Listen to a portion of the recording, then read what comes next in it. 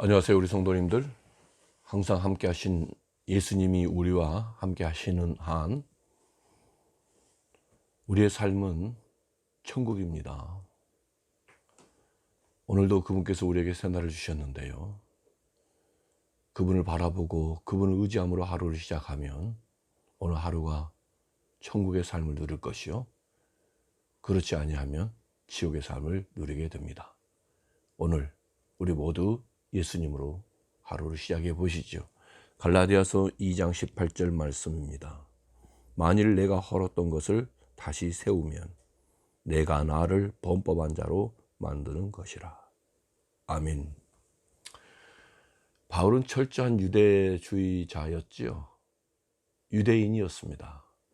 전통과 관습과 규례와 율법을 보듬고 철저하게 율법을 따라 살아갔던 자들이죠.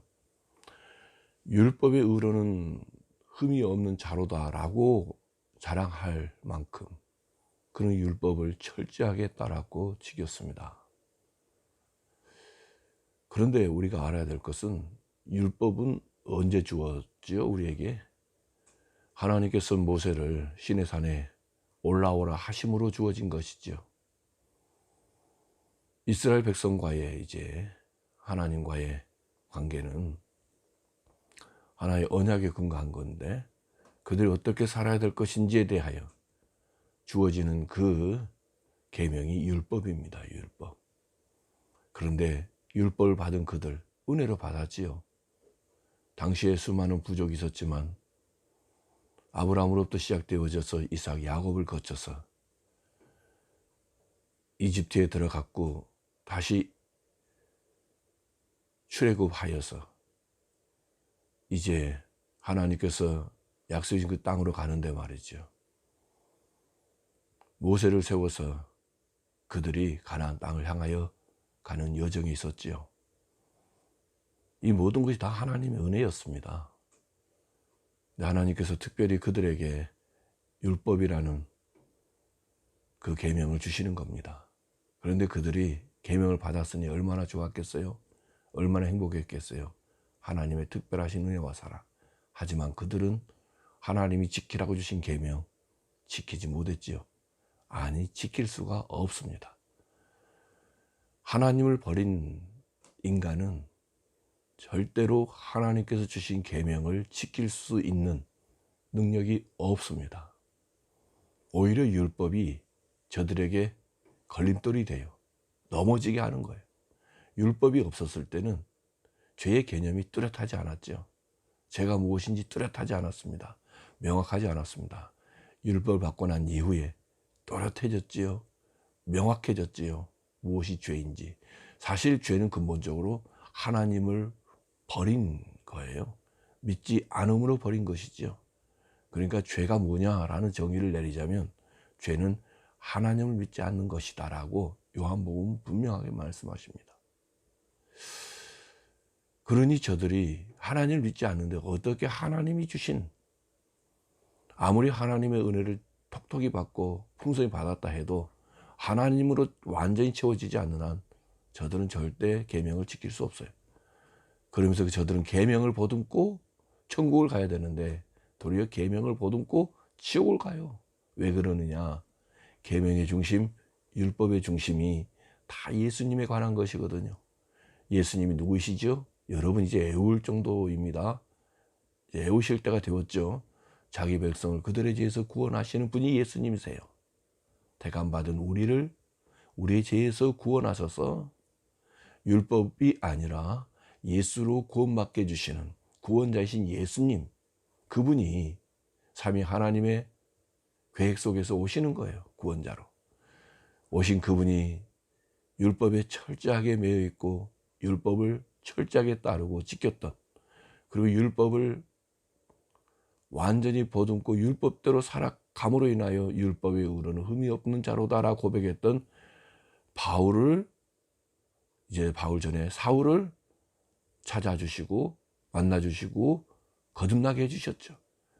거듭난 이후에, 예수를 만나고 난 이후에 사도 바울이 고백이 정말 사도들보다 작은 자이고 성도들 가운데 지극히 작은 자보다 더 작은 자이고 죄인 중에 괴수이다라고 예수님과 관계를 가지면 가질수록 관계가 깊어지면 깊어질수록 동행하면 동행할수록 자신은 더럽고 추악한 벌레만 또 못한 죄인임이 깨달아지고 죄인임을 깨닫는 바울에게는 예수님이 없이는 절대 구원받을 수 없음을 더 철저하게 분명하게 명확하게 깨닫게 되었죠.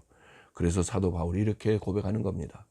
만일 내가 헐었던 것을 다시 세우면 내가 나를 범법한 자로 만드는 것이다. 무엇을 헐었다는 말씀이죠? 율법. 율법으로는 구원에 이를 수 없기에 사도 바울이 이방인을 향하여 예수 그리스도로부터 보냄받은 사역자로 사역을 할 때 율법 외치지 않았습니다. 율법의 완성자이신 예수님을 전했지요. 예수님을 외쳤지요. 예수님을 심어주었지요. 그런데 갈라디아 교회에 유대 그리스도인들 예수님만으로 구원이 완전해지지 아니하고 유대인들의 의식을 지켜야 드디어 결국은 구원이 완전해진다라고 하는 다른 복음을 가져온 것이죠. 그래서 사도 바울이 이렇게 말씀하는 거예요. 내가 헐었던 것을 다시 세우면 내가 나를 범법한 자로 만드는 것이다. 거짓된 선생들의 그 가르침을 정면으로 반박하는 겁니다. 여러분, 구원의 시작도 예수님, 구원의 진행도 예수님, 구원의 완성도 예수님이에요. 우리의 성숙도 예수님, 우리의 완전해지는 완전성도 예수님에 의해서 이루어지는 거예요. 우리의 노력, 우리의 의지, 우리의 수고, 우리의 열심은 우리의 구원에 아무런 보탬도 되지 않습니다. 우리는 어떤 것에 대한 전문이냐? 죄 짓는 데 전문, 죄 짓는 전문가. 이러한 우리를 의에 이르게 하시는 의의 전문가이신 예수님, 그분으로 옷 입혀지고 옷 입고 나아갈 때 우리의 구원은 완전해지는 거예요. 오늘 우리의 구원의 시작이 되신 완성이 되신 예수님으로 충만하면 오늘 이 세상이 우리에게는 두려움의 대상이 되지 못해요. 무서움의 대상이 되지 못해요. 예수님은 이 세상을 구원하러 오신 구원자, 다시 오실 때는 심판하시는 심판자로 오시는 겁니다. 그 예수님 우리와 함께 하시는 한 우리는 늘 자유해요, 평안해요, 기뻐요. 파도가 아무리 거칠게 일고 우리를 덮쳐와도 우리의 방파제 되신 예수님, 그 모든 파도 다 막아주십니다.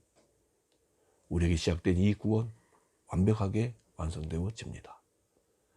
오늘 예수님으로 우리의 방파제 삼으시고 오늘 하루를 살아갈 때 우리는 어떤 위험과 어떤 위협과 어떤 불안과 어떤 두려움, 어떤 환경에서도 예수님의 승리가 우리의 승리가 되는 겁니다. 우리의 유일한 복 예수님이십니다. 오늘도 그분으로 화이팅입니다. 사랑합니다. 주님, 율법이 아니라 은혜로 구원받게 하심을 감사합니다. 율법이 아니라 은혜이신 예수님으로 구원에 이르게 하심을 감사합니다. 오늘도 우리의 방파제 되신 예수님 안에서 평안과 기쁨과 감사, 구원의 감동과 감격이 넘치게 하옵소서. 예수님의 이름으로 기도 올려옵나이다. 아멘.